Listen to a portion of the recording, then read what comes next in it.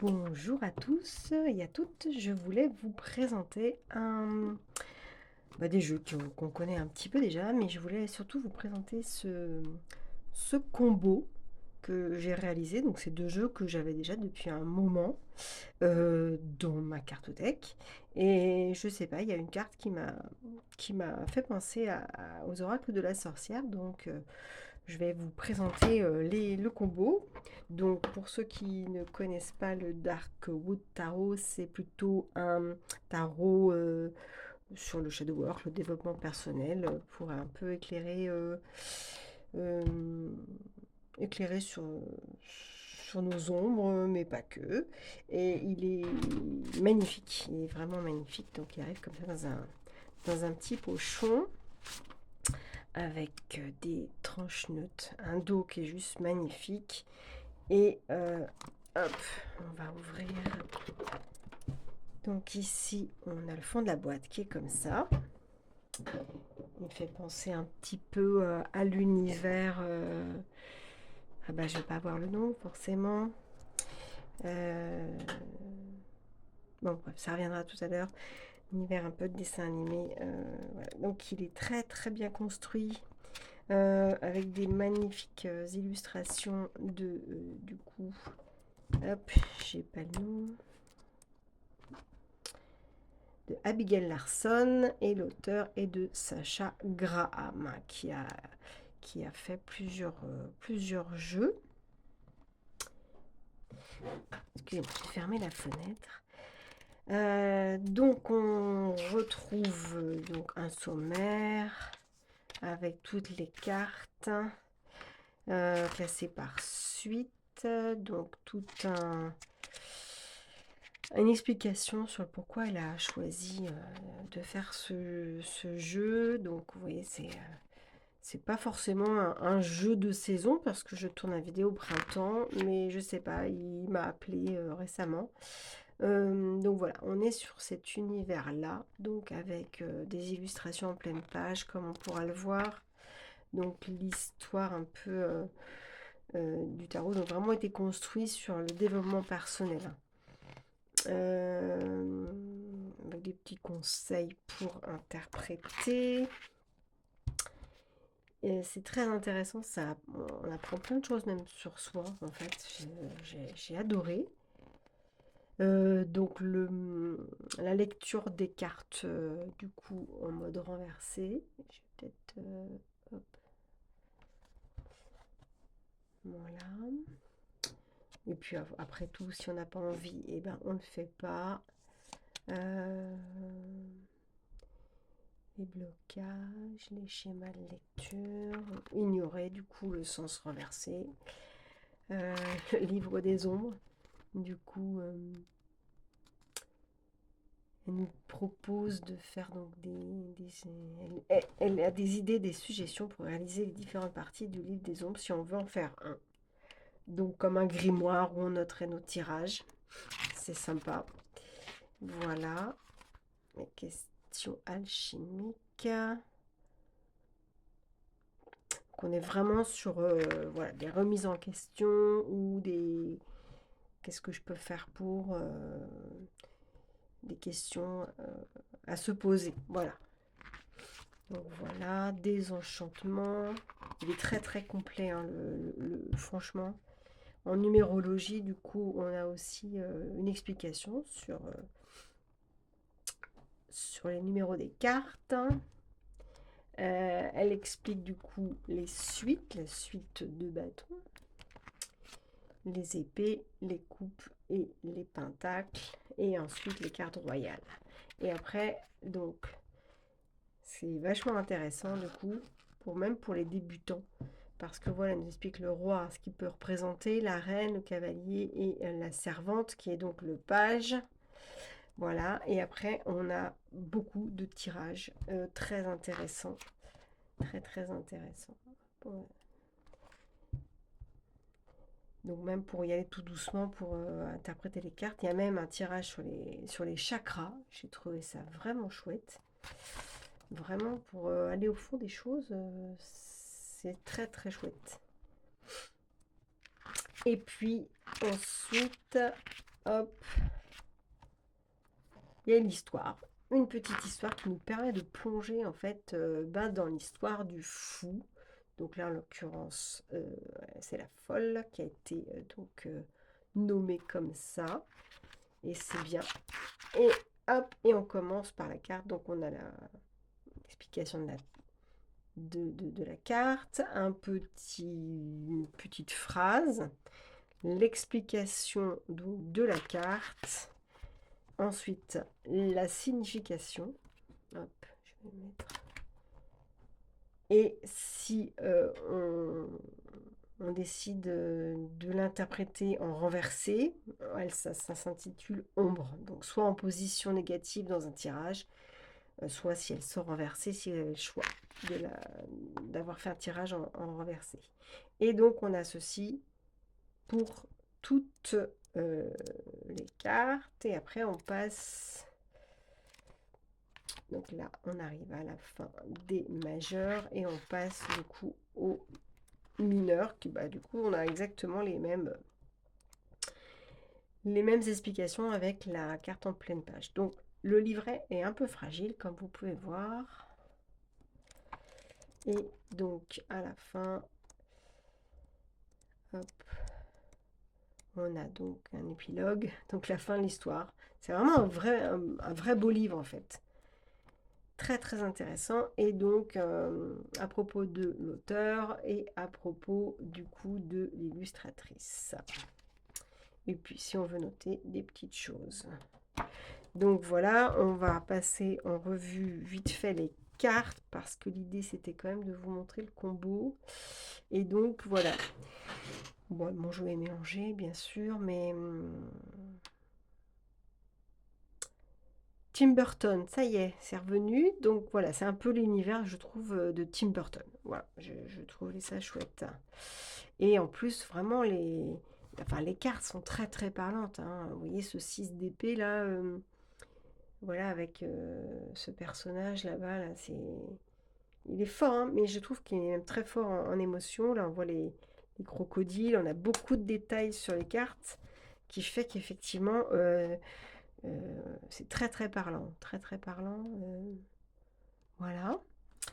C'est pour vous donner un peu l'idée. Donc voilà, c'est vrai que pour moi c'est pas un jeu normalement que je sors à cette époque printanière, mais là en fait je suis un peu à contre-courant, mais il m'a appelé pour il m'a appelé pour faire ce combo et franchement vous allez voir c'est assez bluffant.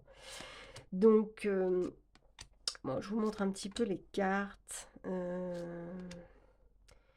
C'est vraiment cet univers un peu de fantastique. 3DP très parlant. Enfin, elles sont toutes très très parlantes et dans l'univers propre à...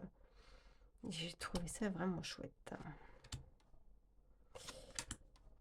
L'étoile, la grande prêtresse. Donc la servante, voilà. C'est du coup le nom qui a été donné pour le page d'épée. Pas pour le page du coup. Donc on a des représentations soit, je sais pas, je peux pas dire, peut-être une femme. Et là, oui, ça sont servantes. Sinon ça aurait été servant, suis-je... Hein? Réfléchis un petit peu. Le 7 de pentacle. Voilà, donc dans les couleurs, c'est très très chouette. J'aime beaucoup. Bon, la mort, hein, forcément. 7 de coupe. La magicienne. Excellent, excellent la magicienne. Vraiment, on a tout, on retrouve tout du rider en fait. Hein, ce que j'ai pas précisé, mais c'est basé sur rider Waite Smith, pardon. Voilà. Enfin, bon, je vous montre vite fait parce qu'on va faire des petits combos. Et voilà, 9 d'épée. En développement personnel, en fait, il est waouh, même dans les explications, des fois, ça révèle des choses hein, que pas forcément envie de voir.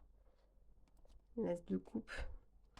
On est dans un monde un peu de sorcière, hein, féerique, un peu fantastique, plutôt. Donc voilà, et puis, donc, en combo avec les oracles de la sorcière.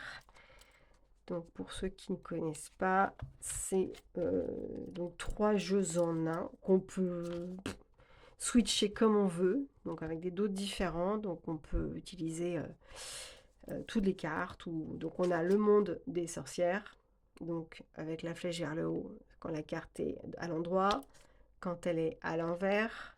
Les chats, l'oracle des chats, avec pareil cette différence de couleur pour les cartes positives en mode endroit et en mode envers, et l'oracle des dieux et des déesses, des dieux, voilà, pareil en positif avec cette flèche vers le haut et en négatif, en sachant qu'il y a un QR code, pour accéder du coup à des contenus un peu plus approfondis sur les cartes. Donc, des cartes avec des tirages, voilà. Et donc on va passer en revue donc les cartes, et on commence avec ce dos avec des corbeaux magnifiques. J'ai pas précisé, les tranches sont neutres. Donc on est sur l'oracle de la sorcière. Donc je les ai pas forcément rangés, mais voilà un peu les illustrations auxquelles on peut s'attendre sur ce jeu. Et c'est pareil, c'est très parlant en fait. C'est incroyable quoi. Le coven, la sorcière, la guérison. Voilà, donc l'oracle des choux. Enfin, voilà, on reprend les éléments de la sorcière et... Oups, pardon. Je vais aller la chercher. Pardon. Et puis, ensuite, on a les chats, l'oracle des chats. Donc, on est sur cette même griffe aussi de... Voilà, sur ce même style d'illustration, mais sur les chats. Voilà, un familier de la sorcière, hein, du coup, mais là, c'est essentiellement sur les chats. Je sais pas, hop.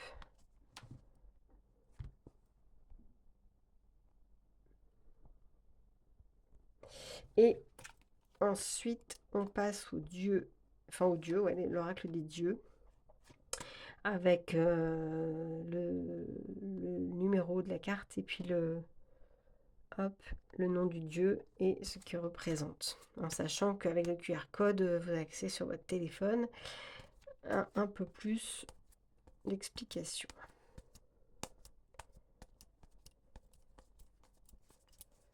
Voilà, en sachant que sur, je n'ai pas précisé, mais il y a quelques mots-clés du coup ici sur les cartes. Sans parler d'aller sur le téléphone, parce qu'effectivement, moi qui tourne avec le téléphone, ça va être compliqué d'aller voir. Donc l'idée, c'était de vous... Donc celui-là, si vous voulez une présentation un peu plus complète et détaillée, vous pouvez me dire en commentaire, hein, il n'y a pas de souci. Donc on va aller faire ce petit combo pour vous montrer que c'est assez parlant en fait. Donc là, je fais le choix de toutes les mélanger. Voilà. Et puis, on va faire la même chose pour le Darkwood Tarot. Alors moi, c'est la version française, hein, mais j'ai bien fait de le prendre en français parce que je pense qu'il y a des subtilités que j'aurais pas pu traduire. Voilà. Je suis pas forcément à l'aise. Je me débrouille, mais voilà, il y a des compréhensions des fois un peu plus profondes. Alors, on voit ce que ça donne. Hop, avec... Bah, voilà. La magicienne qui a donc tous ses outils, son potentiel, et qui part à la conquête. Enfin voilà, c'est pour vous donner un aperçu. Les couleurs aussi, moi je trouve que ça matche bien dans le style, dans vraiment le coup de crayon, et dans les couleurs, l'as d'épée et la tentative. Voilà. Cavalier de bâton. L'abondance. Et oui, il se dresse Il se dresse et il part à la conquête. 3 de bâton, la maison. On va aller regarder dans le bouquin après, on va faire un... Là, c'est pour vous montrer un peu... Alors, le 4 de bâton, je suis tombée récemment dessus. Et... On va regarder les couleurs, déjà, les couleurs. Et en fait, on va les voir. Comme ça va être plus parlant. Le 4 de bâton. Donc, moi, de mémoire, le 4 de bâton, c'est plutôt la... C'est plutôt la célébration, en fait. Je trouve. Hein. Enfin, voilà, célébrer les choses, s'engager, s'unir. Voilà, on scelle quelque chose, on fait un contrat, on accueille. Enfin, voilà, pour moi, c'est ça. Et alors là, du coup, dans le livret, donc on nous explique. Là, on a un détail donc, de la carte. Ici, donc la carte, elle est ici, en pleine page. Ce qui nous permet de bien voir les détails, en fait. Parce que, vous voyez, ici, on a des petits yeux dans le trou de l'arbre. On a ce qu'ils appelle un gobelin qui est sous un pont. Ce pont tient avec donc 4 bâtons. Voilà, et en fait, il y a une belle description de la carte, donc on va lire ensemble. Donc, gobelin grincheux. Un gobelin est assis près d'un feu de bois. Je vais vous remettre la carte ici. Voilà. Gobelin est assis près d'un feu de bois et attend que son dîner traverse le pont. Le pont est un symbole de danger et de transformation. Les ponts, comme tous les passages, nous transforment et nous font passer d'une réalité à l'autre. Les anciens voyageurs se mettaient eux-mêmes en danger et risquaient leur vie lorsqu'ils traversaient les ponts. Imaginez-vous voyageant au bord d'une diligence et découvrant l'étendue d'une rivière sans aucun passage en vue. Les bandits de grand chemin se cachaient sous les ponts pour tendre une embuscade aux voyageurs fatigués. La peur de ce qu'il y a sous le pont est aussi ancrée que la peur du monstre sous le lit. Elle représente l'inquiétude et les choses qui tournent mal dans la nuit. Les doigts du gobelin plongent dans la rivière. Là, on voit bien. Les eaux courantes reflètent la conscience et la force vitale en mouvement. Des yeux dissimulés dans le tronc d'arbre scrutent la scène en secret. Voilà. C'est la main mystérieuse d'un guide, d'un totem ou d'un allié. La fumée du feu monte comme celle de l'encens. Effectivement. Vos idées passionnées s'élèvent plus haut et ont plus de portée que vous ne pourriez l'imaginer. Donc là, on passe à la signification de la carte, à l'endroit. Un passage a été dégagé pour vous. Quelle surprise vous attend? On vous a délivré votre passeport, vous avez vos billets en main. L'aventure vous attend. Donc, vous voyez, on sent quand même qu'il y a une petite différence sur l'interprétation du Rider Smith classique et qui est plus adaptée au développement personnel. Et en nombre, on a le gobelin sous le pont, représente ce que vous dissimulez. Certains dons peuvent rester tapis dans l'ombre si nous les réprimons. Cachez-vous un talent ou vous empêchez-vous de faire quelque chose que vous aimez? Et du coup, avec ces questions, je trouve qu'on peut vraiment... il ne suffit pas de beaucoup de cartes pour travailler sur soi, en fait. Et alors, avec le combo... du coup, là, le pouvoir, on peut d'autant plus travailler sur les symbolismes. Là, on est Jupiter. Donc après, si on prend Jupiter, qui est donc la carte 1, on a la figure masculine d'autorité, le pouvoir, le charisme, la maîtrise. Enfin, on peut à nouveau travailler pas mal dessus, rien qu'avec ce combo, quoi. Donc le roi d'épée, la protection. Alors, ce qui est rigolo en plus, c'est vraiment on peut travailler sur l'épée là. Cette flèche également. Le roi d'épée, c'est celui qui maîtrise ses pensées, qui le protège. On peut vraiment interpréter après comme on le sent. Le 4 de coupe et les échanges.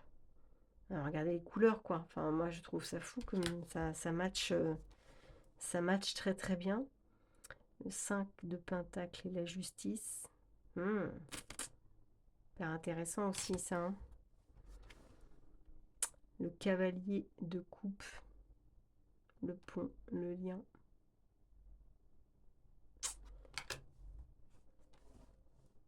L'élément eau aussi, hein. Il y a plein de choses à faire. Le 6 de bâton. Alors là, le 6 de bâton, on sent comme un retour de croisade là. Elle a. J'allais agrandir la carte, moi. Mon Dieu. Un retour de croisade et on sent qu'elle tient un bébé dans les bras, j'ai l'impression. Qui est en plus en couleur par rapport à la carte qui est plutôt dans les tons gris. Voilà. C'est pas le 6 de bâton, la célébration comme on pourrait l'entendre. Euh, Là, on voit quand même les visages sont un peu attristés, enfin voilà, un peu échaudés, fatigués. Et avec cette carte de la limitation, vraiment, je pense qu'on peut, rien qu'avec ces deux cartes-là, je trouve ça fou le travail qu'on peut faire, en fait. Hop. 6 de coupe. Santé.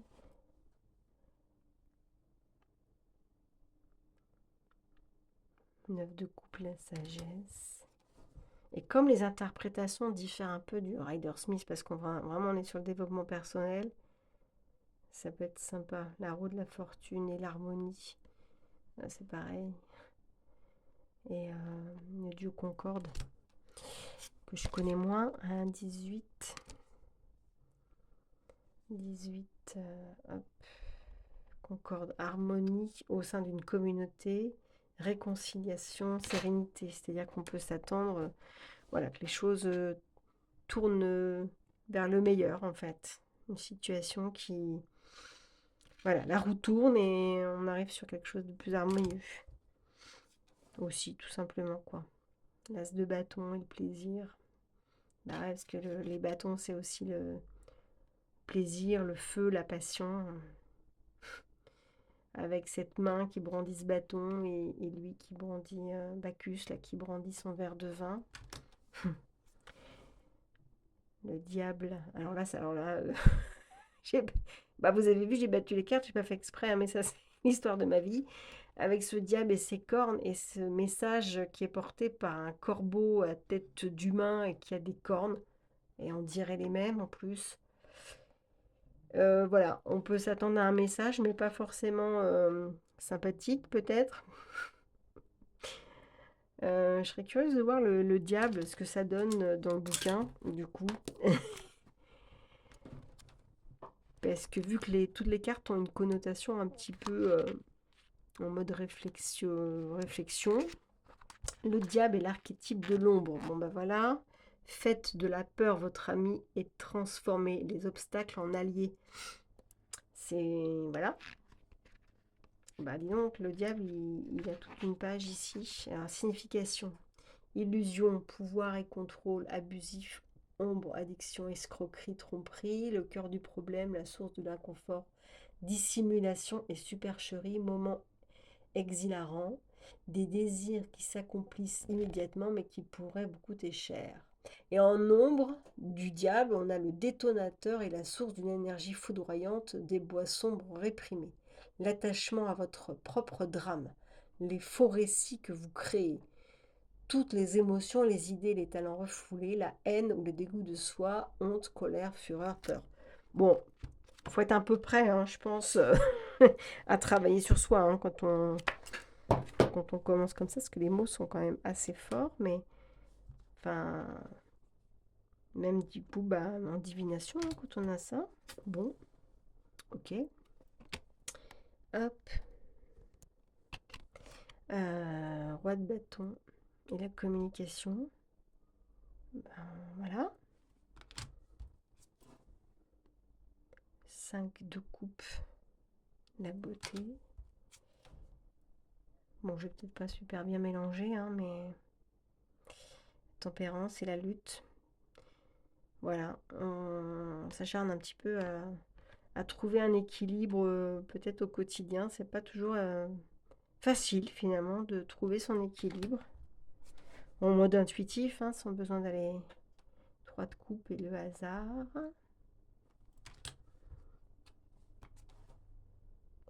La servante de pentacle, la peur. Les couleurs, l'empereur et la détente. Pas tellement envie de se détendre cet empereur là avec ses yeux rouges comme ça. Le 9 de pentacle et le choix. Je trouve très chouette en fait. Ça match très très bien. L'ermite et la peine. Un retour à soi, un retour en soi. Après peut-être une peine, façon à comprendre des choses. Mais que cette cape rouge là, quand on veut aller un peu dans les symbolismes des couleurs et ce cœur transpercé, moi qui me fait penser bien entendu aux 3 d'épée. C'est chouette en fait. Enfin c'est chouette.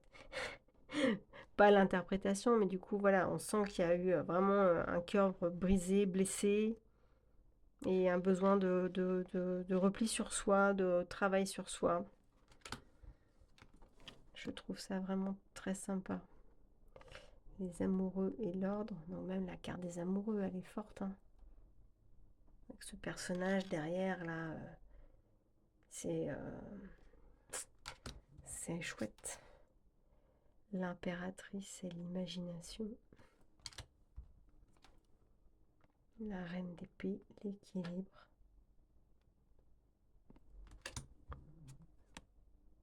Le 8 de bâton et les câlins. Les couleurs sont sympas, je trouve aussi, avec ce feuillage là, et là aussi. Si vous voyez, vous, des cartes qui vous parlent et sur lesquelles vous voyez une explication. Alors ça, c'est vraiment chouette parce que cette arme me fait penser donc à une maison, hein, forcément, avec cette entrée, avec ces trognons de pommes, hein, parce que les pentacles ont été du coup dessinés par des trognons de pommes pour représenter les pentacles, qui peuvent faire penser à des fenêtres illuminées, et là avec ces lucioles et tout, enfin, moi je trouve ça fou quoi. 10 de pentacle et l'aventure, avec ce chat qui quitte la maison. Excusez-moi, j'ai mon chien qui ronfle derrière. Je sais pas si vous l'entendez. Enfin, un de mes chiens. Le roi de coupe et la colère. Bon, bah, on a le droit aussi, hein. Avec ces espèces de frelons, là. Et puis là, c'est... que le roi de couple, il a pas l'air d'être non plus super heureux, hein, le gars. Hop.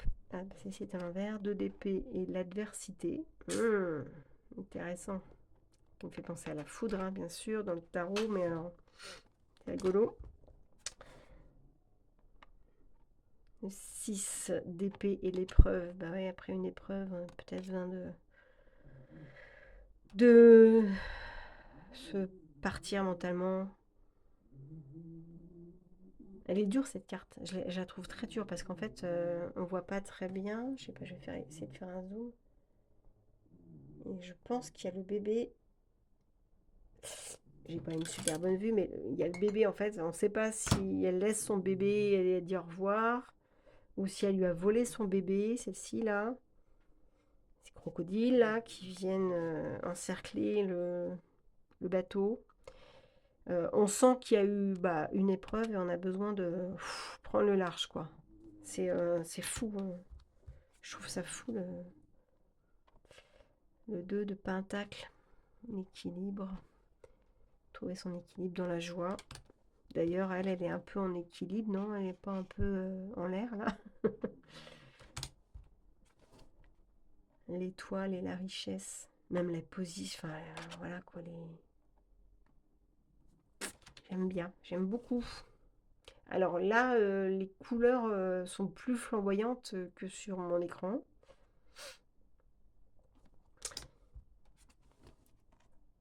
elles ressortent mieux, hein. 4 d'épée, la réussite, la tour et le chemin. Enfin, il y a tellement de... On peut vraiment tellement faire de choses en combo avec ce 7 d'épée là et qui prend les épées, on ne sait pas si elle les prend pour se protéger. On sent quand même quelque chose de pas très sain. Et les soupirs, voilà, avec cette sorcière qui sort de cette rose noire avec plein d'épines, qui fait penser aux épées. Enfin, on peut vraiment... voilà, c'est les couleurs, le développement personnel, rien qu'avec ces 2 cartes-là. Bon, ben voilà, c'était pour vous montrer un peu le... Regardez la position même des bâtons. La 10 de bâton porte tout son fardeau. Et le sorcier, enfin, la position des 2 personnages, là, c'est assez chouette. 9 d'épée. Sacrifice. 8 de coupe. Captivité. Tellement de symbolique dans ces chaînes là. Ces chaînes, et puis là on n'a pas de personnage, mais elle est déjà partie en fait. Elle a laissé derrière elle ses coupes avec ce serpent là. Enfin voilà, je trouve qu'il y a... intéressant. Les 2 de bâton. Ben, on va se faire juste un petit tirage comme ça, si vous voulez bien. Qu'on voit ce que ça peut donner, si ça peut parler à quelqu'un. Donc je vais remélanger un peu. Je vais remélanger un petit peu mes cartes. Donc, ici, hop. C'est juste histoire de voir ce que ça peut donner. Bon, on va prendre celle-ci là, qui s'est retournée. Qui est donc la 8 d'épée. Comme ça, on va les regarder dans le livret. Et ici, donc la 8 d'épée. Bon, elle, pour le coup, elle représente bien la 8 d'épée du rider. Hein. Avec un... Qu'est-ce que c'est? Un corbeau? Un vautour? Une sorte de rapace, quoi. Elle est dure, hein, cette carte. Parce qu'avant qu'elle se défasse de ses liens, la petite dame qui a... Oh là là, décidément, je vais faire un zoom sur la carte. Et non, c'est sur l'écran. Qui a cette corde au cou, des liens, les épées autour, bon, et ses rats. Il va falloir qu'elle... il va en falloir hein, des stratagèmes pour se défaire de ces épées là. Alors, qu'est-ce qu'on peut avoir en combo? Nous, on va faire une coupe. Hein. Top. Bon bah d'accord. Ça peut être un cadeau du coup. Hop. On va regarder ce que nous dit le 8 d'épée.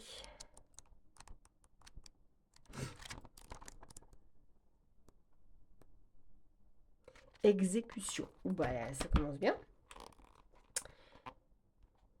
Une femme est attachée avec les yeux bandés, un nœud coulant descend d'une branche d'arbre et retombe lâchement autour de son cou.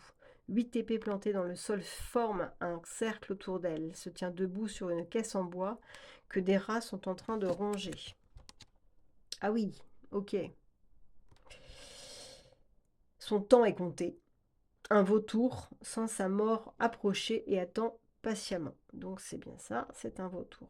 Cette carte évoque la chasse aux sorcières, l'exécution et la diabolisation de la femme. Nous nous punissons souvent nous-mêmes, avant que les autres ne le fassent. Les cordes qui l'emprisonnent et le nœud coulant autour de son cou sont lâches. Elle pourrait se dégager et se libérer toute seule si elle le voulait. Ses mains semblent mal attachées, si tant est qu'elle le soit. Des épées sont à portée de sa main. Comment s'est-elle retrouvée dans cette situation précaire? Que va-t-elle faire ensuite? Le 8 est un chiffre transformateur. Il n'y a pas de retour en arrière. Il est temps de finir ce que vous avez commencé. Vous ne pouvez pas vous arrêter maintenant. Cela peut vous sembler obscur pour le moment, mais ayez confiance et laissez-vous guider par votre intuition. Les yeux bandés sont symboliques de l'initiation. Retirez le bandeau.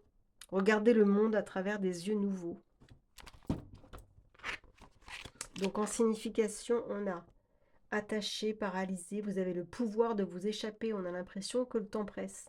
Mettre un point d'honneur à souffrir, vous n'êtes pas la première ni la dernière personne à être blessée. Retirez le bandeau que vous vous êtes imposé à vous-même et regardez la vérité en face. Ombre, votre attrait pour le drame est-il en train d'empiéter sur votre vie? Le semblable attire le semblable, la colère et la résistance mobilisent autant d'énergie que le plaisir et la satisfaction.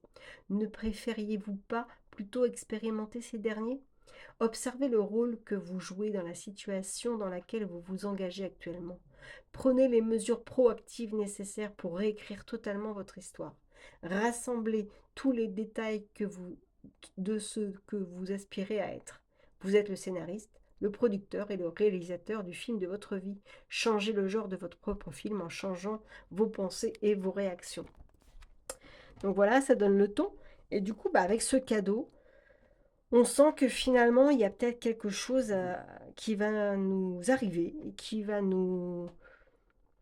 Voilà, on va peut-être nous offrir quelque chose, il y aura peut-être une opportunité qui va nous délivrer un peu de cette prison mentale dans laquelle on s'est probablement mis tout seul ou toute seule. On va regarder ce que nous dit le chat, donc c'est 22 le cadeau. Qu'est-ce qu'il y a d'autre comme mot? Positif, attention, reconnaissance, éloge, hommage, gain, proposition, don et faveur. Voilà. Donc on va peut-être avoir voilà, quelque chose une opportunité, un cadeau qui va nous être apporté,